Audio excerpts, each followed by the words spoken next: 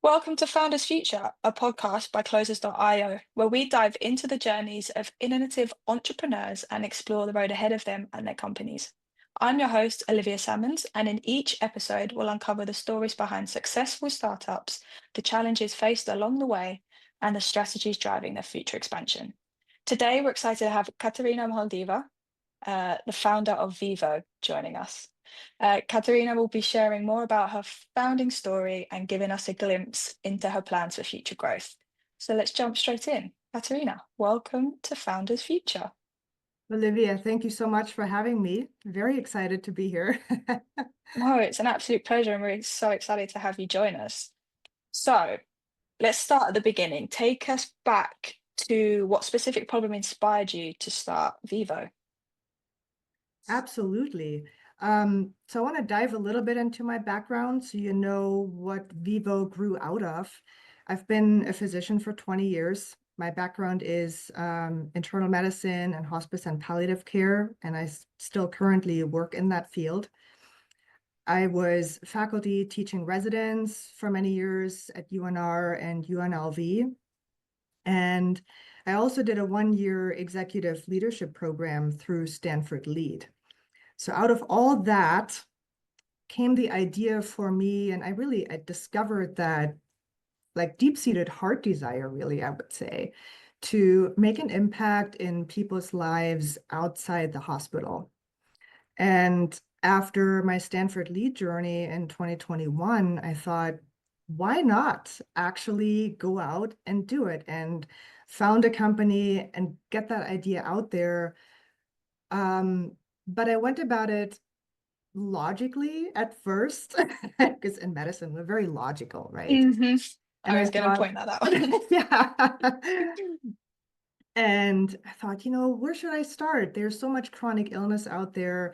If I go back far enough, where does it start? And I landed on prediabetes at first. So prediabetes was my first approach to helping people live healthier, longer lives with a longer health span. And as time went by, I really started to notice we've got a really big idea on our hands here when it comes to leadership as well, because leadership is very important to me. I think that we need to develop the next generation of leaders, and teaching residents, that was always part of what I really enjoyed most about it. And our health and having a chronic illness really affects how people are able to show up as a leader, how well they can think, communicate, and really also respond to the world around them. If you're sick, even chronically ill, even though you may say you feel well, you may actually more be in a reactive mode and be more emotionally reactive. And so from that idea, I developed that framework of what I call biological leadership. And to me, what it means is that your body is your first and most important teammate. You should treat it like the expensive high-end equipment that it is, really, because your health affects how you think. Mhm. And out of that, we start with an adrenal health first approach, um, really to address your metabolic health for optimal energy so you can show up as your very best self. Whether you're leading in a boardroom or at a dinner table or your family, it really doesn't matter. No, I love that. I mean, and it makes so much sense. Your body is the center and what drives your person. So as long as you're keeping that in check and moving forward, it makes complete sense. And drawing on your background from as you say, from medicine and implementing that into the psyche is incredible. So walk us through the offer evaluation a little bit and what you're selling, and for all the listeners out there, if they wanted to get involved, what is the offer? Yeah. So right now it's a one-on-one coaching offer. And it's not just simple health coaching, it's really getting people acquainted with that framework, that concept of biological leadership. And it really fits into the more holistic way that we should approach leadership and that we already are approaching. When you look at agile leadership, innovative leadership, mindful leadership, there are a lot of concepts and frameworks around leadership that get people to be more emotionally intelligent, resilient, be empathic leaders, really all of those good qualities that we want in someone who has Mhm. a vision and gets to drive that vision forward and getting a team excited about it. And that's really where I want to coach people towards, to understand that taking care of your health is part of the strategy.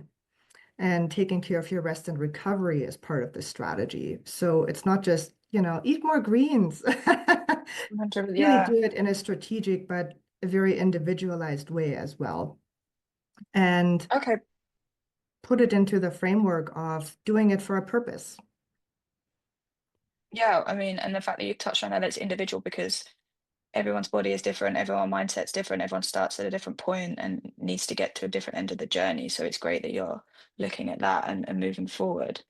Um, so many founders face a moment where they almost give up. Did you have one, and how did you push through that? I had many. Probably will be many more. And the first thing that I want to say is that expect those. They will come along the way. It's not a linear journey. Um, and in the beginning, I think they're more frequent because there's often a lot of doubt, especially when you found a company that really is creating almost a new category. Mhm. And you will question yourself along the way. Am I doing the right thing? Are people even interested? Like, what, maybe I shouldn't be doing this. Maybe I'm not the right person. So all of those things come together where you think, maybe this was a mistake. Nothing's happening. I don't see any results. The the way I went, the way I pushed through that was really to take a step back and first of all give myself some grace and say, look, this is your background. You are qualified. You can talk about this. You've helped people with it already. You've coached so many patients. You've coached CEOs, vice presidents, founders already. You have success. Okay, remember Mhm. that. And then also recognize that the beginning journey and then what we call the messy middle, where you don't really see a lot of output, those are the hardest, that's the hardest part of the journey, but that's laying the foundation that's really the hardest. You must do it and you must get through it. And so looking at what are you doing that's driving your company forward, that's driving your vision forward, versus are you just doing busy work? Those are things I always have to look at and remind myself of. And so when I have those moments, that's what I look at. Where I'm coming from, what I've already achieved objectively. And sometimes I really ask people, what do you think? And they tell me these same things. And and then really evaluate. What are you doing? Are you doing tasks that drive your business forward, that solidify it, that clarify your message? Yeah, I love that. I mean, having precision in knowing what you're doing, but be able to look from the outside and just really evaluate the situation. I mean, to me, shows a sign of a great leader. So it's incredible to see and hear you say that. Now, can you walk us through kind of how you're acquiring customers at the moment? What channels and methods have you found most effective? Right now, it's mostly word of mouth. So I get people into my world that are already in my world. And the foundation I laid for that is through medicine, the world of Mhm. medicine, where I am right now. It's the world of Stanford Lead, where I'm also active, sometimes more, sometimes less. And social media platforms.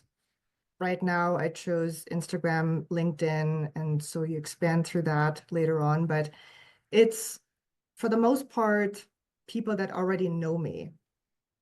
And that's my foundation, where I pull in clients right now. And so then the next question is, how do I scale my personality? Which it's, so it's not just my expertise, it's also my personality that I want to package and put out there in a way that makes people feel, oh, I can really get to know her this way, and there's this easy way to connect with her. Yeah, 100%. And this is a great way to get on that platform and move forward as well. You know, we've got listeners out there that will be having their ears open and intrigued to hear what you have to say and looking forward. Um, in terms of growth and then strategy, what is the biggest bottleneck you have in that position at the moment? The biggest bottleneck, I would say, is time. So I'm still working a full-time job and really being intentional with my time, Hmm. that's the biggest challenge. And when I objectively look at how I get through that bottleneck, I'm doing okay. I'm doing really well. But it's something that I have to be very careful about. I have to be very intentional about my time. And also getting all the technology set up, and the whole tech stack. People joke about, say, my God, it's like this giant pile of technological things that I have to do. Getting all that set up, it does take time as well. But again, you have to be, like I said, strategic and intentional about it, Hmm. and really evaluate, how do I spend my time? What is the most important task that will move me forward? Yeah, 100%. And prioritizing time, I mean, as you mentioned before, is a big key factor in knowing where you're putting your efforts in that are going to drive you in the right direction.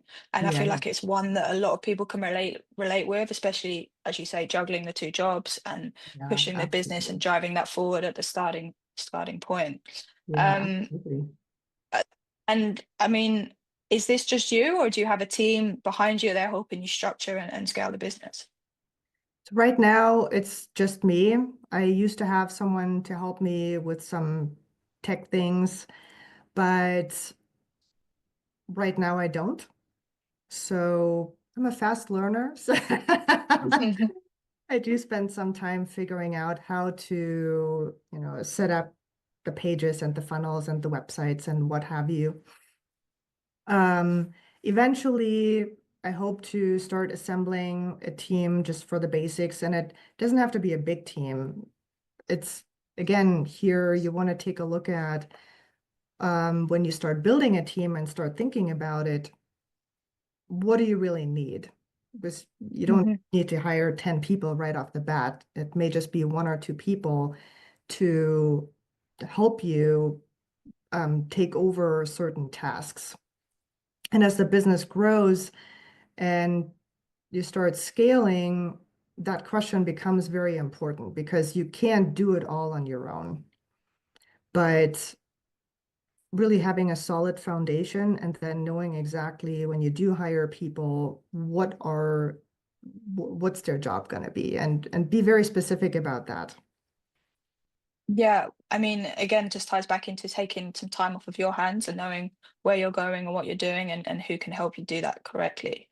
Absolutely. Um, now, with that being said, so what are the top priorities for growth? Where do you see Vivo being in the next 12 months?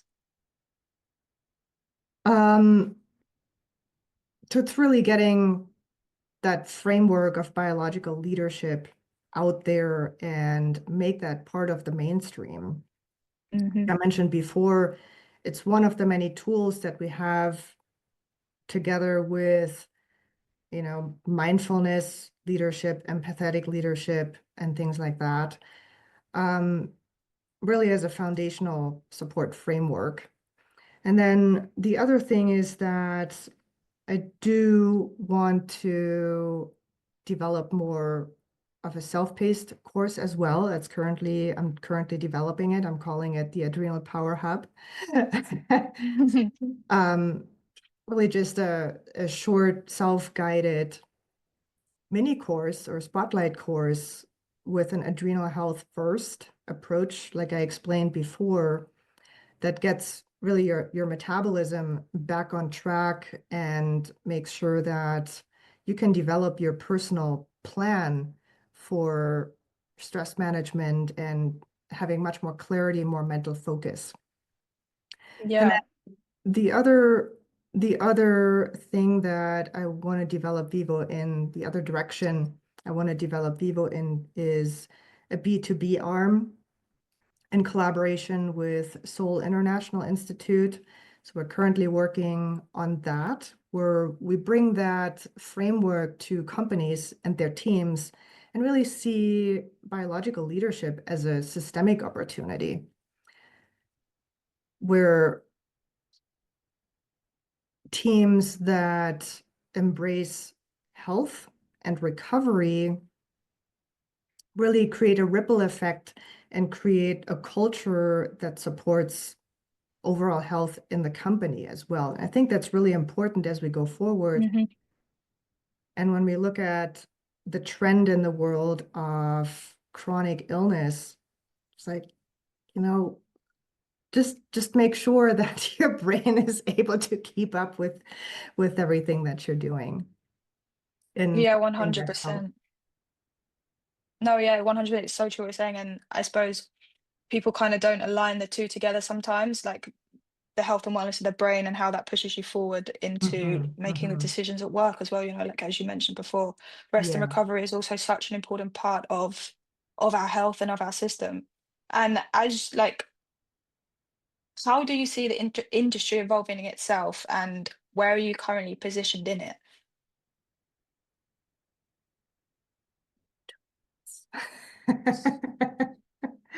Take your time.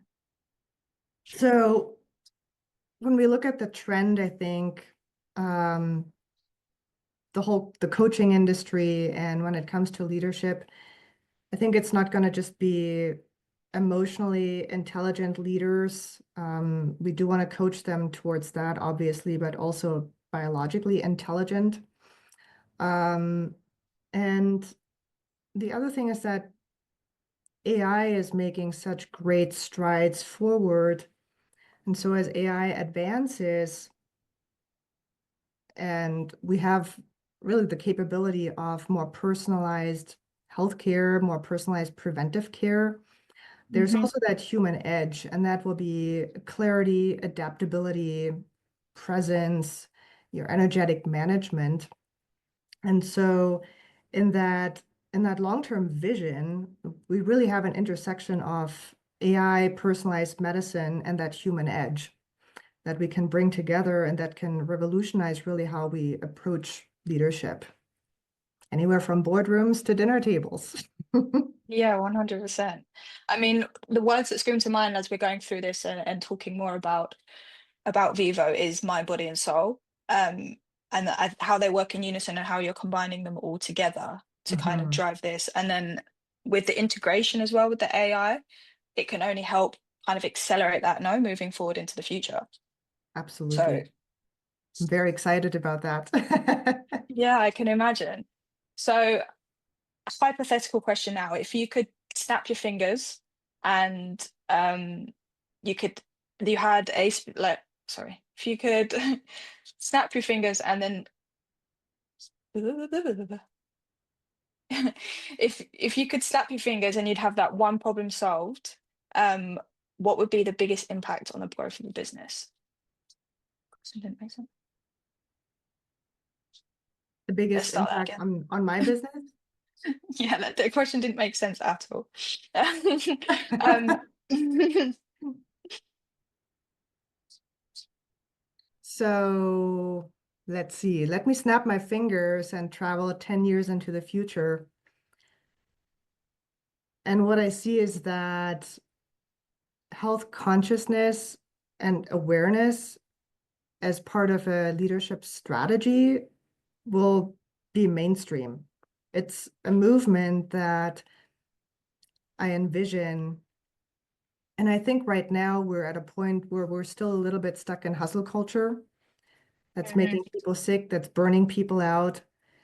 And I do understand that companies have to work with resources, whether they be human resources, monetary resources, time resources, and just squeeze the most out of everyone. And I think to some extent that probably that will always be. But we Yeah, add to it the component of designing people's days and lives to maximize their function, their clarity, their emotional resilience, and their biological resilience.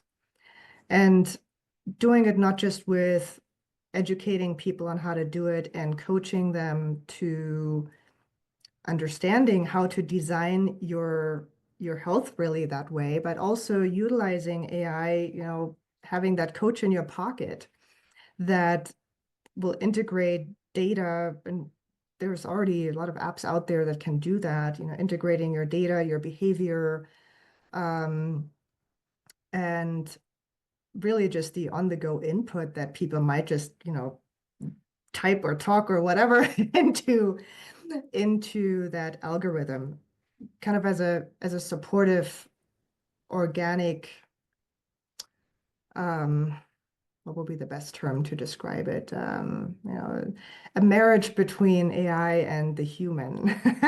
yeah, like a cohesion. Like they Yes, come together and work as one, you know?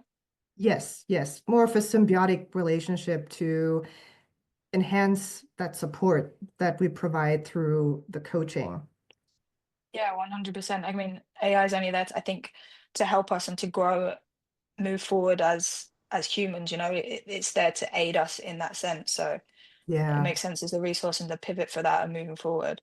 Um, so that now, what would be one tool or resource that is a big game changer in Vivo at the moment? Obviously, we've touched on AI a little, but Hmm. aside from that, It's probably utilizing AI still. There's a certain AI tool that I use called Lian AI, hmm from a business mentor that I greatly respect. You may have heard of her, Leanne Lopez Mosley. She just came out with this tool that it's nothing like ChatGPT. I've tried that. It just like the output is horrible. I wouldn't say horrible, it still works, but it's generic. Whereas the tool that I'm using right now is a true game changer for the way I can set up systems and create copy for sales pages, hmm where it might take me hours to find the right words, where instead I can just do a complete brain dump and it just takes everything that I say and makes it, it sounds like a human too, because it's trained on certain data and nothing else, and it doesn't fall back onto the generic 4 billion people that have given their input yeah. through the entire internet. So that tool has really changed things so much. And like I said before, the bottleneck being time, hmm something I think that a lot of entrepreneurs have started to use and are very excited about. Um, because now that frustration with sitting there and trying to think and, try to be creative, you're not always super creative. I mean, there are times where creativity just goes out the window because you're exhausted. Yeah.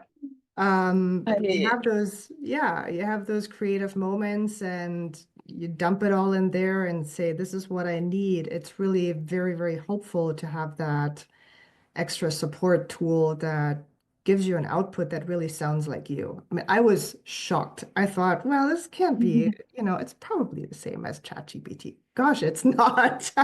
It's absolutely mind-blowing. No, it's crazy. I mean, I've seen some of them myself. And I mean, as you said before, if you can pick the right tool and it's not just the generic AI, Yeah, not just the generic chat GTP, they can become really resourceful and accelerating and working as one with us and together yeah, is definitely the yeah. path of the future. So, what's the best piece of advice that you've received about scaling a business? The best piece of advice for that is that you have your foundation in place in a very solid way. Your basic systems should work very well. They should be resilient. You can't scale chaos. If you're still struggling with, let's say, your onboarding process, client acquisition, payments, whatever it is, just the basic stuff, if that doesn't work well, you can't scale with that. And so having your very basic money-making systems to be very robust is very important. And then on the human side, you yourself also must understand what's your energy capable of? What are you capable of? How fast can you scale? Hmm. So that when you do, you don't do it too fast and burn yourself out. You pace yourself because you're running a marathon, not a sprint. 100%. And then, as a leaving note, if you was to give one piece of advice to a founder that's listening, at the start of their journey, what would it be? I would say really ditch the FOMO because that FOMO is your fast track to burnout. And when you're burnt out, you're really not competing with anyone in a meaningful way. And ditching FOMO really is saying no to hustle culture, being on 24/7, and preserving your energy, and really being very, very intentional about what do you need to do and have clarity about what it is you're doing and have a vision. You kind of need to know where you're going. And so, Absolutely. yeah, yeah. So there's entrepreneurs out there and founders out there, and I certainly fell into that same category when I first started. I really didn't have a very good idea. I just kind of knew sort of what I was doing. But again, that's also okay as long as you develop out of that. But that FOMO piece, it will drive you crazy. And then that's all you think about and you worry about. And you really need to put your resources where they're needed. Hmm. Again, manage the time and know where you're putting in your efforts to get the most out of it. Yeah. Um, and that's a wrap on another inspiring episode of Founders Future. I want to thank Katharina, for sharing her incredible journey and insight with us today. I'm going to repeat that bit again because I stumbled on the name. And that's a wrap on another inspiring episode of Founders Future. I want to thank Katharina for sharing her incredible journey and insight with us today. And to our listeners, if you enjoyed, don't forget to subscribe to Founders Future via whatever you listen to your favorite podcast. You can also find more resources and insight at closers.io, where we're dedicated to helping businesses accelerate their sales and marketing efforts through world-class systems and playbooks. Until then, keep climbing, and we will see you on the next one.